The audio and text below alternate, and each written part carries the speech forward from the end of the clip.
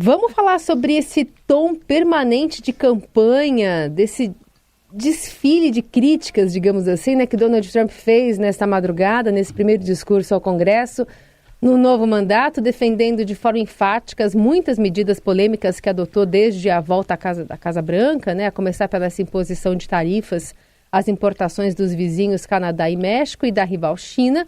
E mais que isso, avisou que outros países, incluindo Brasil e Índia, estão na fila para novas tarifas por tratarem os Estados Unidos de forma injusta no comércio internacional. Vamos ouvir um trecho.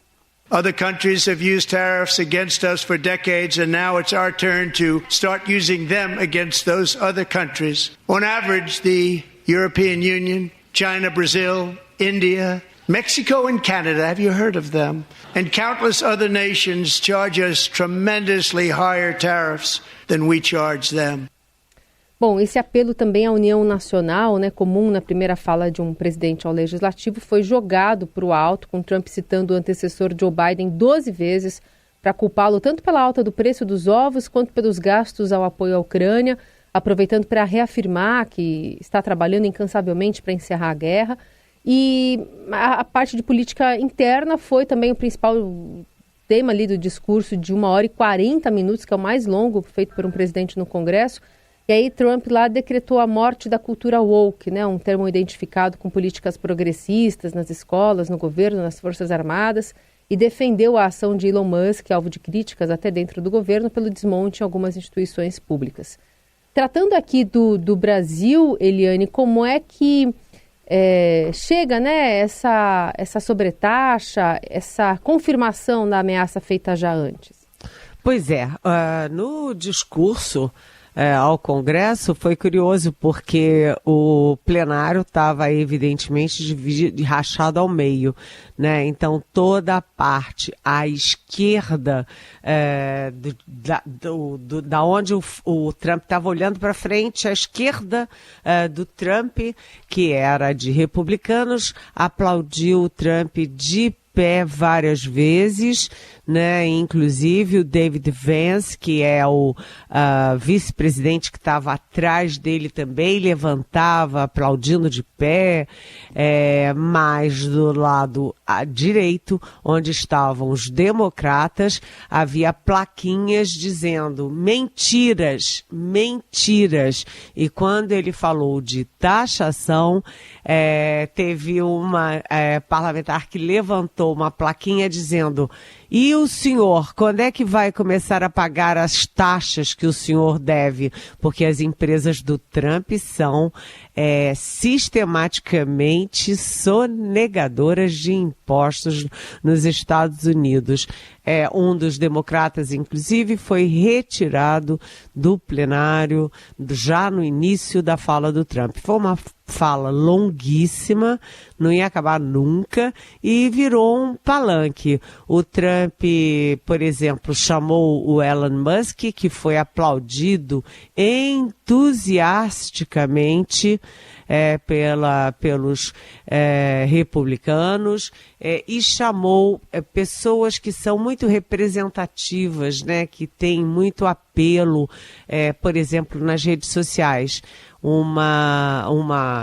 A mãe e a irmã de uma menina que foi estuprada e morta por um imigrante, né? O ataque dele aos imigrantes percorreu todo o discurso.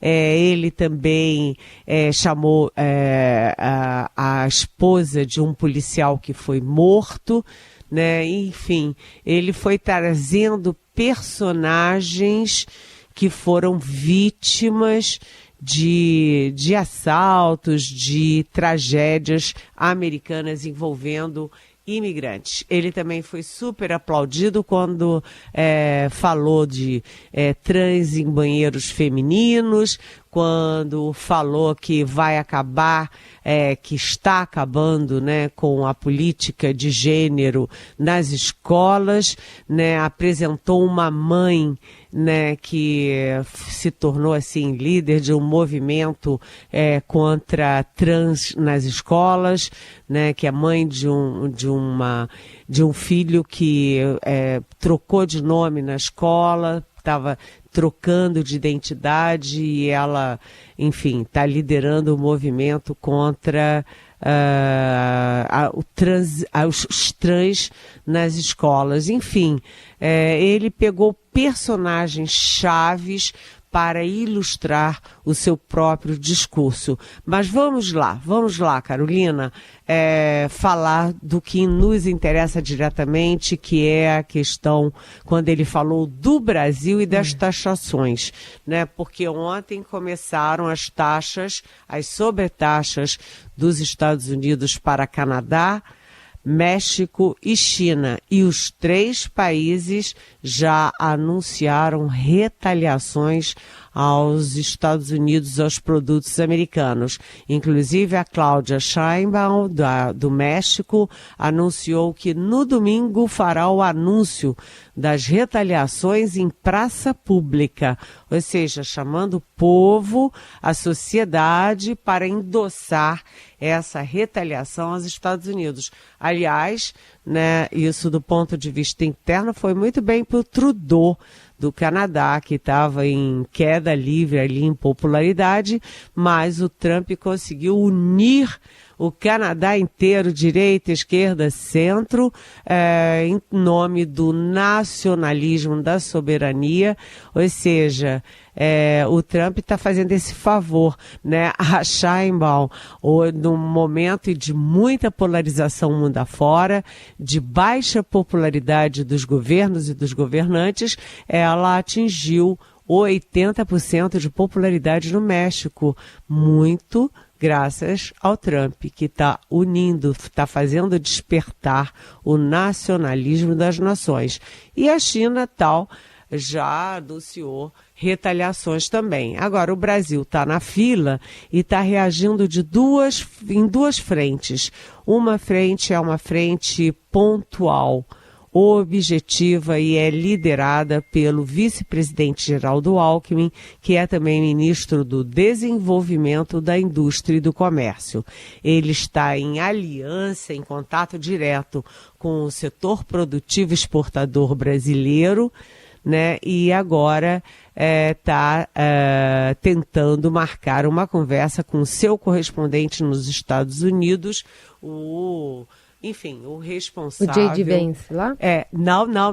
Não o vice. Ele está tentando contato com o ministro, com o responsável pelo comércio dos Estados Unidos. E essa conversa pode sair entre hoje e sexta-feira ainda, né? A outra frente é a frente diplomática. E como age a diplomacia brasileira? A diplomacia brasileira está juntando as peças desse tabuleiro do Trump. Por quê? O Trump também se envolveu diretamente no cessar-fogo entre Ucrânia e Rússia, com o seguinte detalhe, dando uma guinada muito forte na posição americana. A posição americana foi de investir pesadamente e oferecer pesadamente recursos, armas para a Ucrânia. E o Trump começou toda a negociação via Putin, né? Teve aquele episódio desagradável da humilhação do Zelensky na Casa Branca, mas agora o Zelensky se auto-humilha, mandando uma mensagem dizendo que o Trump vai ser o grande negociador. E, enfim, tudo isso para a diplomacia brasileira tem um efeito. O efeito é o afastamento dos Estados Unidos da União Europeia, não só da União Europeia, de toda a Europa, porque isso inclui também o Reino Unido, que é a Europa, mas não é a União Europeia. Então, o Brasil, inclusive, imagina que o próximo alvo, depois de Brasil e Rússia, que serão atingidos ali por abril, né, final de março, abril, o próximo alvo será a Europa, né? E a Europa que está, a Ursula von der Leyen, que é a chefe, né, a presidente da Comissão Europeia já anunciou, né, a Europa precisa se rearmar, né, rapidamente. E também anunciou uma bolada de 800 milhões de euros para a Ucrânia. Então, o Brasil está preocupado com esse racha entre Estados Unidos e Europa, mas vê o seguinte, que o Trump está cometendo um erro crasso em política e diplomacia, que é abrir muitas frentes ao mesmo tempo. Então ele está brigando com os maiores aliados, México e Canadá, brigando com a maior potência adversária, que é a China, brigando com toda a Europa, brigando com toda a América Latina, e inclusive, principalmente aqui no Cone Sul, com o Brasil, e isso significa isolamento. Então, o Brasil está observando, esperando decantar essas medidas de Trump, até porque a previsão do Itamaraty é que isso tenha um impacto muito forte no comércio global, né, que tem impacto para todos os países atingidos, mas que tem um impacto também muito forte dentro dos Estados Unidos. Aumentar tarifa de importação significa aumentar o custo da indústria americana. E isso significa maior preço dos produtos. Maior preço dos produtos é maior inflação. Maior inflação é maior juros, né? E isso tem custo também para a aprovação ou não do governo Trump. A gente vai seguir com a Eliane Cantanhede nessa quarta-feira de cinzas para falar mais sobre o governo, né, do presidente Lula e de possíveis nomes que podem estar indo para o Planalto. Guilherme Boulos está na lista, Eliane? Exatamente. A gente estava falando dos movimentos arriscados do Donald Trump nos Estados Unidos, agora a gente vai falar dos movimentos arriscados do presidente Lula aqui no Brasil. Porque depois de botar Gleisi Hoffmann, né, que está saindo da presidência do PT, ali na Secretaria de Relações Institucionais, ou seja, como articuladora política dentro do Palácio do Planalto, é muito arriscado. Primeiro porque a Gleisi gosta de confronto, né? Ela tem vários inimigos dentro do Congresso e ela tem dois, vamos dizer, adversários poderosos no governo, que são o Fernando Haddad da Fazenda e o Rui Costa da Casa Civil, que também fica no Palácio do Planalto. E agora a expectativa, a previsão é de que Guilherme Boulos, que é mais à esquerda ainda do que a esquerda do PT, porque ele é PSOL, né, que ele possa ir para a Secretaria-Geral da Presidência no lugar do Márcio Macedo. O que significa isso?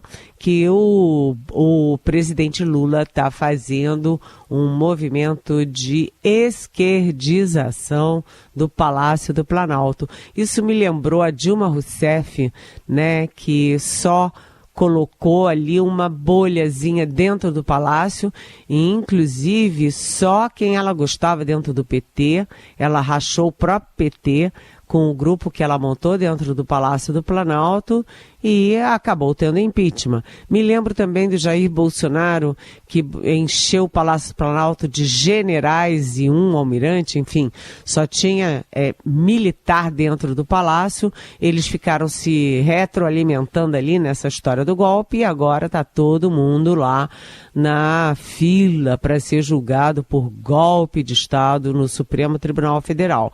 Então Lula está botando o palácio, está transformando o Palácio do Planalto numa bolha mais à esquerda, quando a expectativa era de que ele fizesse uma abertura maior para o centrão, para o próprio centro. Não é isso que está acontecendo. Então o Lula está fazendo essa esquerdização. Por quê? Porque as últimas pesquisas de popularidade acenderam uma luz amarela no gabinete presidencial. O Lula perder apoios, né, despencar em popularidade em Pernambuco e Bahia, que são dois dos maiores campeões, onde ele é sempre o maior campeão de votos, sempre. Aí, ele está precisando fazer movimentos para segurar a base histórica dele e aqueles 30% históricos do PT. Mas o risco dele é o cobertor curto, né? Tentar manter a base à esquerda e perder o que ele ampliou de apoios e votos em 2022. Ou seja, o centro, a centro-esquerda e até um pedacinho da centro-direita. Mas vamos lá.